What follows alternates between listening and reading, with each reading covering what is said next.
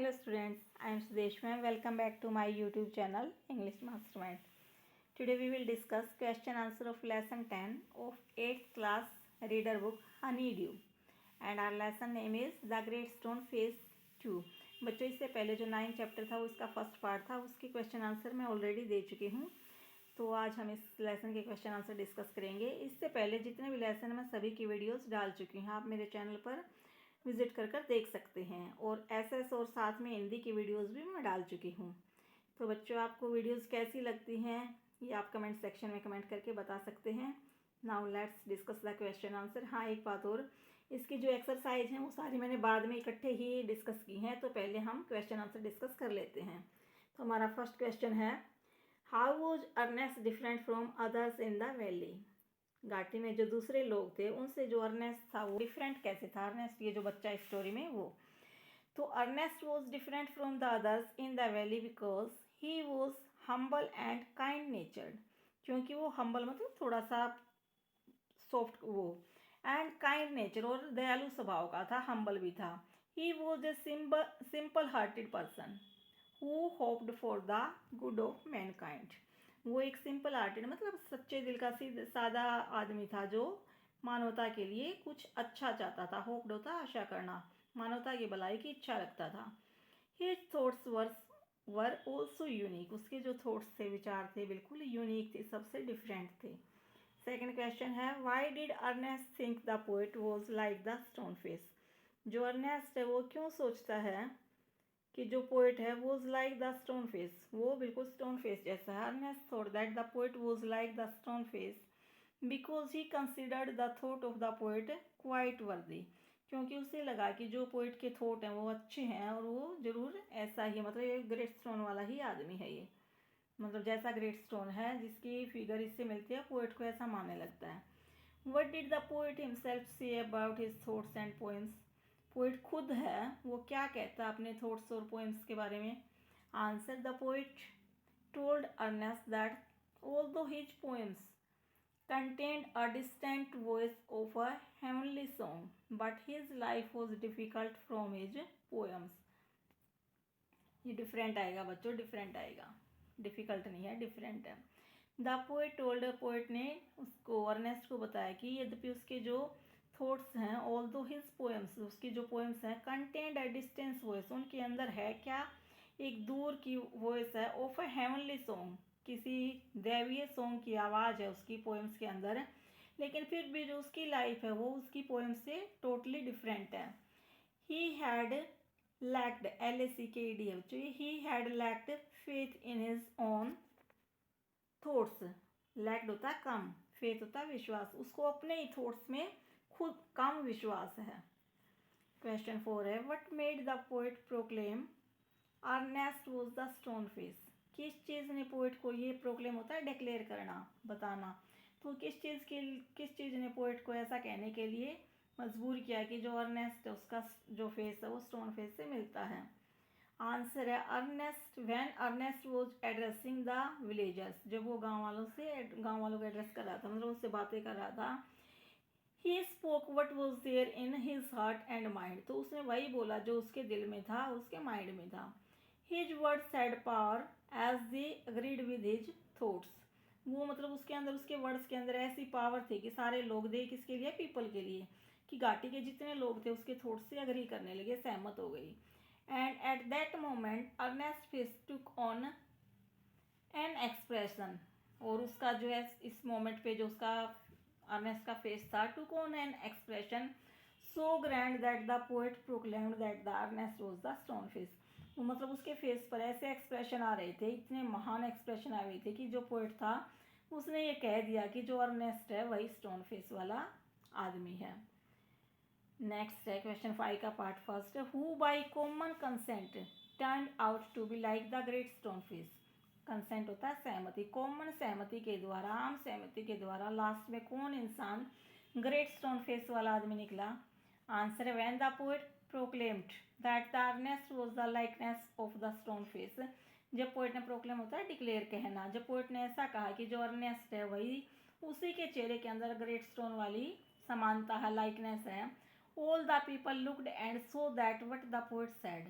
was true। तो सभी लोगों ने उसकी तरफ देखा और ये लगा उन्हें कि जो पोएट ने कहा है वो बिल्कुल सच था। So Ernest stand out to be like the stone face by common consent. इसलिए आम सहमति के द्वारा कंसेंट को ही वो आदमी मान लिया गया जो ग्रेट स्टोन फेस से मिलता था। पार्ट सेकेंड इसका, did Ernest believe that the old prophecy had come true. क्या अर्नेस्ट को विश्वास था ये कि ये जो एक भविष्यवाणी है, पुरानी जो कहावत है वो सच होगी। What did he say about it, उसने इसके बारे में क्या कहा। No, Ernest didn't believe that the old prophecy had come true, कि कभी सच होगी उसको ऐसा बिलीव नहीं था। He said that some man wiser and better than him would appear bearing a likeness of the great stone face। उसने कहा कि बच्चों सम मैन MEN आएगा, कि सम नहीं MEN नहीं आएगा। He had that some man wiser and better than him, कि कोई आदमी आएगा जो उससे ज़्यादा वाइजर मतलब इंटेलिजेंट होगा, बेटर देन हिम और उससे ज़्यादा अच्छा भी होगा। Would appear bearing a likeness, और उसके चेहरे की जो समानता है वो मिलेगी किससे, ग्रेट स्टोन फेस से। वो कहता है कि मेरे से भी कोई ज़्यादा इंटेलिजेंट और बेटर आदमी आएगा जिसकी जो समानताएं हैं इस ग्रेट स्टोन के साथ रहेंगी। तो ये थे बच्चे क्वेश्चन आंसर ना। इसके क्वेश्चन आंसर के साथ अब इसका जो कॉम्प्रिहेंशन चेक है वो देख लेते हैं। राइट ट्रू और false against each of the following statement. हमें हर स्टेटमेंट के आगे ट्रू और फॉल्स बताना है। Ernest words reminded people of the wise old sayings. जो अर्नेस्ट के वर्ड्स थे उन्होंने लोगों को रिमाइंड किया of the wise old saying, जो पुरानी कहावत थी उसके बारे में। तो ये आपका true. Total stranger from far away who visited Ernest in the valley found his face familiar. जितने भी स्ट्रेंजर वहाँ से आए, who visited Ernest in the valley, जिन्होंने मतलब उसको अर्नेस्ट को विजिट किया, देखा, उसके फेस में सिमिलरिटी मिली ग्रेट स्टोन फेस से। तो ये है आपका true. The great stone face confirmed Ernest views that the poet could be worthy of its likeness. कि ग्रेट स्टोन फेस ने ये कन्फर्म कर दिया अर्नेस्ट के व्यू में कि जो पोएट है could be worthy of its likeness, कि उसके अंदर इसकी मतलब वो वर्दी करता है इसकी लाइकनेस के। तो ये फॉल्स है। When Ernest and the poet met, जब दोनों मिले, they respected and admired each other equally. तो दोनों ही एक दूसरे का इक्वली दोनों ने रिस्पेक्ट किया और एडमायर किया, प्रशंसा की। तो ये ट्रू है। Next, the poet along with Ernest address the inhabitants of the valley. Poet ने अर्नेस्ट के साथ लोगों को संबोधित किया। इनहेबिटेंट्स होता है निवासी, वहाँ के वैली के जो निवासी थे उनको संबोधित किया। तो ये फॉल्स है। The poet realize that Ernest thoughts were far nobler than his own verses. Poet ने रियलाइज़ किया कि जो अर्नेस्ट के थॉट्स हैं वो ज़्यादा नोबलर मतलब ज़्यादा अच्छे हैं than his own verses. Verses होता है पोएट्री, उसकी पोएट्री से ज़्यादा काबिल हैं उसके विचार अर्नेस्ट के। तो ये आपकी ट्रू है। अब नेक्स्ट क्वेश्चन आपका, राइट अर्नेस्ट और poet against each statement below. ये जो स्टेटमेंट दी गई हैं आप ये किससे रिलेटेड करती हैं, पोएट की हो सकती है, अर्नेस्ट की हो सकती है, किससे बिलोंग करती हैं, किससे रिलेशन है इसका, ये हमें उसके आगे राइट कर देना। अगर पोएट की है तो पोएट राइट कर देंगे, अर्नेस्ट के तो अर्नेस्ट करेंगे। तो फर्स्ट है, there was a gap between his life and his words. उसकी लाइफ और उसके वर्ड्स में डिफरेंट था। उसने कहा है कि मेरे जो वर्ड्स है मेरी पोएट्री से मेरी लाइफ टोटली डिफरेंट है। तो ये आएगा पोएट के लिए है ये। His words had the power of truth as they agreed with his thoughts। ये अर्नेस्ट से बिलोंग करती है। पोएट ने कहा था ना उसके बारे में सोचा था कि उसके विचारों में वो ताकत है कि लोग उससे अग्री हो गई।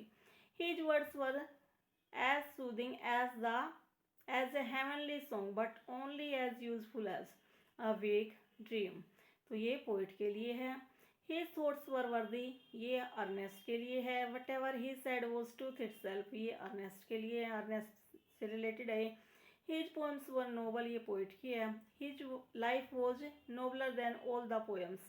ये किसने सोचा था, किसके लिए है ये, पोइट ने अर्नेस्ट के लिए सोचा था। तो अर्नेस्ट से बिलोंग करती है line. He lacked faith in his own thoughts, ये लाइन पोइट के लिए है क्योंकि पोइट ने खुद ही कहा है ना कि मुझे अपने थॉट्स में कम बिलीव है, कम फेथ है। His thoughts had power as they agreed with the life he lived। ये किसके लिए बोली है, पोएट ने बोली थी। किसके लिए, अर्नेस्ट के लिए। Greatness lies in truth, truth is best expressed in one actions। He was truthful therefore he was great. तो ये लाइन किससे बिलोंग करती है? अर्नेस्ट के लिए बोली गई है। वो by common consent turned out to be like the great stone. ये क्वेश्चन आ गए बच्चों, ये आपके हो गए हैं। अब working with language, mark the meaning that best fits and the words और फ्रेज इन द स्टोरी। ये तो कुछ वर्ड्स दिए गए हैं आपके लेफ्ट साइड में, इनके आपको सही मीनिंग है वो देने हैं। तो जो सन गोइंग डाउन का क्या मीनिंग होता है? तीन तीन ऑप्शन दिए गए हैं। तो सन गोइंग डाउन होता है छिपना, तो इसका मीनिंग आंसर रहेगा आपका सेटिंग, सी वाला पार्ट है जो। सेकंड है ब्राइटनिंग होता है बच्चों चमकीला, तो इसका आंसर रहेगा लैंडिंग अ स्पेशल ग्लो, मतलब एक स्पेशल ग्लो, स्पेशल चमक। स्पेशियस होता है बच्चों ज़्यादा स्थान मिले जिसमें, तो आंसर रहेगा B part, big and wide. अब आपका प्रोफेसी होता है बच्चों प्रेडिक्शन, भविष्यवाणी, बी पार्ट इसका सही है। मार्वलस होता है बच्चों थोड़ा सा अद्भुत, वंडरफुल इसका आंसर रहेगा ए। प्रोक्लेम होता है डिक्लेयर, कहना या बताना, डिक्लेयर करना। सीज होता है बच्चों रोकना, स्टॉप, बी पार्ट इसका आंसर है। फिर आपका एट्थ का अ नाइट शेल्टर मतलब शेल्टर का मीनिंग होता है ठहरना, कहीं पे स्टे करना, तो ए इसका सही आंसर है। नाइन्थ आपका गेज्ड का आंसर होता है बच्चों घूर कर देखना, तो इसका सही आंसर रहेगा बी आपका स्टेयर्ड एट। टेंथ आपका टुक ऑन, ये एक एक्सप्रेशन की सेंस में आना है। टुक ऑन मतलब मान लिया, अज्यूम कर लिया, तो आंसर रहेगा इसका सी अज्यूम्ड, ऐसा लोगों ने मान लिया। अब ये जो सेकंड है, read the following sentences, I do, I will, have to, see him, तो ये वर्ब फॉर्म्स हैं आपकी। तो आपको एक सही जो ऑप्शन दिए गए हैं, दो ऑप्शन दिए गए हैं आपको, इनमें से एक पर आपको टिक मार्क करना है। मैंने इसको अंडरलाइन भी कर दिया, टिक भी कर दिया, आप देख सकते हैं। Which form of the verb is more natural in this sentences, जो सही है मोर नेचुरल मतलब ज़्यादा सूटेबल है, वो हमें आंसर करनी है, उसको सर्कल करना है। तो ए है आपका I am not free this evening, I will work या I am working on a project, तो इसका सही आंसर रहेगा I am working on a project. मैं आज की शाम ज़्यादा फ्री नहीं फील करता क्योंकि मैं एक प्रोजेक्ट पे काम कर रही हूँ। बी है have you decided where you will go for your higher secondary के लिए क्या आप कहाँ जा रहे हो, क्या तुमने डिसाइड किया? Yes I have, I will go, तो इसमें आपका फर्स्ट है जो आई विल गो, ये रहेगा टू द केंद्रीय विद्यालय। यस मैंने डिसाइड कर लिया, मैं केंद्रीय विद्यालय जा रहा हूँ। सी है आपका don't worry about the dog, it will not hurt, जो विल नॉट होता है उसको शॉर्ट फॉर्म ऐसे लिखते हैं WN और ये फिर apostrophe T। I will not hurt you, don't worry about the dog, मतलब ये तुम्हें हर्ट नहीं करेगा, डॉग को लेकर ज़्यादा वरीड मत हो। D है the weatherman has predicted that it will snow, जो मौसम विभाग के आदमी हैं उन्होंने प्रेडिक्ट होता भविष्यवाणी की, दैट इट विल स्नो, ये वाला राइट है। इन द रानीखेत टुनाइट, की रानीखेत में आज बारिश होगी, उन्होंने ये प्रेडिक्शन किया। Swapna can't go out this evening, his father will come या इज कमिंग, तो इसका आंसर रहेगा इज कमिंग टू सी हर, आज वो बाहर नहीं जा सकती क्योंकि उसके फादर आ रहे हैं। अब बच्चों complete this pieces of conversation using will और गोइंग टू, ये बच्चे दोनों ही फ्यूचर को व्यक्त करते हैं, विल बी और इज MRING आता है, जो इज गोइंग होता है, सॉरी हाँ इज गोइंग जो होता है, ये दोनों ही फ्यूचर सेंस को व्यक्त करते हैं। तो आपको एक सही इसमें से पिक आउट करते हुए फिल करना है। तो आप ये कॉन्वर्सेशन देख सकते हैं, Rani why are you turning on the radio, तो रवि है I am going to listen to the news, तो मतलब जो बिल्कुल एट ए टाइम कर रहा है उसके लिए तो हम एम गोइंग आता है, मतलब गोइंग टू आता है ये। और जो हम फ्यूचर में जो काम करेंगे उसके लिए जो एक प्री प्लान है उसके लिए विल और शैल या फर्स्ट फॉर्म आती है। अब है ये आप पूरी कॉन्वर्सेशन देख सकते हैं और इसके अकॉर्डिंग स्क्रीनशॉट लेके अपनी बुक में फिल कर सकते हैं। अब जैसे रानी वो I can't buy this book, I have no money, don't worry I will lend you some, देखो ये थोड़ा सा यहाँ पे फ्यूचर दिख रहा है, भाई मैं तुम्हें दे दूंगा, आगे आने वाली बात है तो दोनों ही बातें फ्यूचर की, लेकिन आई एम गोइंग बिल्कुल जो प्रेजेंट में चल रहा है, जो गोइंग है वो प्रेजेंट में बिल्कुल चल रहा है, जो शैल विल के साथ आता है वो थोड़ा सा डिसाइडेड प्री प्लान्ड फ्यूचर होता है। Look at these dark clouds, I think it is going to rain. तो वो एक थोड़ी सी पॉसिबिलिटी है भाई, इसको देखकर पॉसिबिलिटी हो रही है, तो I think it is going to rain. तो ये आप देख सकते हैं। नेक्स्ट है बच्चों, each of the following words has the sound फ। ये जो नीचे वर्ड्स दिए गए हैं इनमें मतलब फ साउंड है। एज इन द फील, जैसे फील में, मतलब यहाँ पे तो क्या कहाँ पे आई, फील में कहाँ पे है, इनिशियल साउंड है, फर्स्ट जो लेटर है आपका फ है। The words on the left have it initially, मतलब जो लेफ्ट में वर्ड है वो इनिशियल साउंड है वहाँ पे। दोज ऑन द राइट, जो राइट साइड में है, इट फाइनली वहाँ पे राइट साइड में है। स्पीक ईच क्लियरली, तो इन वर्ड्स को आपको बोल कर देखना है कि फ साउंड कहाँ पे आ रही है। देखो फ से भी बनता है, एफ से भी, प से भी बनता है, और पी से मतलब, और जो जी एच होता है उससे भी फ की साउंड आती है, और डबल एफ होता है तो वो भी फ की साउंड देता है। तो हमें कुछ वर्ड्स दिए गए हैं यहाँ पे, हमको उनको अंडरलाइन करना है उस लेटर को जो फ की साउंड दे रहा है। तो फाइल में एफ मैंने अंडरलाइन कर दिया है, इनको आप देख सकते हैं। कफ, यहाँ पे जी एच है वो फ की साउंड देता है। फोटोग्राफ, फोटोग्राफ में पी एच है वो भी फ की साउंड दे रहा है। लास्ट में जो पी एच है बच्चों, फोटोग्राफ, ये भी फ की साउंड दे रहा है। अफंट, इसमें डबल एफ है वो फ की साउंड दे रहा है। स्लोफ, यहाँ पे जी एच, डिफेंस में एफ, स्टाफ में डबल एफ, फिलोसफी में पी एच, और फेंट में एफ, अफोर्ड में डबल एफ, टफ में जी एच है जो एफ की साउंड दे रहा है। सोफिस्ट्री में पी एच, लिफ्ट में फ जो एफ है वो, इनफ में जी एच, अलूफ में एफ। तो ये जो लेटर हैं आपको एफ साउंड दे रहे हैं।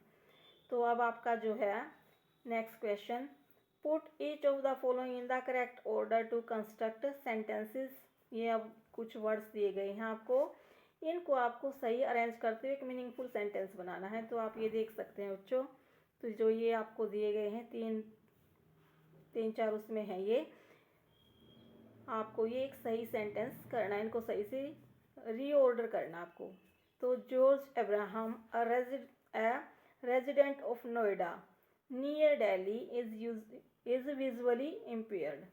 तो अब्राहम जो रेजिडेंट है नोएडा नियर दिल्ली के पास नोएडा का जो रेजिडेंट है इज विजुअली इम्पेयर्ड, मतलब वो आँखों से, विजुअल होता है बच्चों आँखों से रिलेटेड जो चीज़ें होती हैं, मतलब दृष्टिहीन, इम्पेयर्ड होता है मतलब उसको देखने में बाधा है, विजुअली वो डिसेबल्ड है। सेकंड का बनेगा आपका, it provides confidence and comparative spirit and infuses discipline among the participants. Third आपका, the brain behind the world cup cricket, he has help the disabled to dream. Next है, it was a chance visit to the blind school in Delhi that changed his life. Chance मिला था blind school के visit करने का और उसने उसकी life को पूरी तरह से चेंज कर दिया। Next, he believes that sport is a powerful tool for rehabilitation of the disabled. तो ये बच्चों आपके सारे क्वेश्चन आंसर और एक्सरसाइज हमने डिस्कस कर ली है। ये इस बुक का आपका लास्ट लेसन था, इससे पहले वाले सारे लेसन्स भी मैं डाल चुकी हूँ, आप मेरे चैनल पर जाकर देख सकते हैं। तो आपको वीडियो कैसी लगी, यदि अच्छी लगी तो प्लीज़ लाइक करें, शेयर करें और मेरे चैनल को सब्सक्राइब करें ताकि आने वाली हर वीडियो की नोटिफिकेशन आपको मिल सके। Thanks for watching my videos.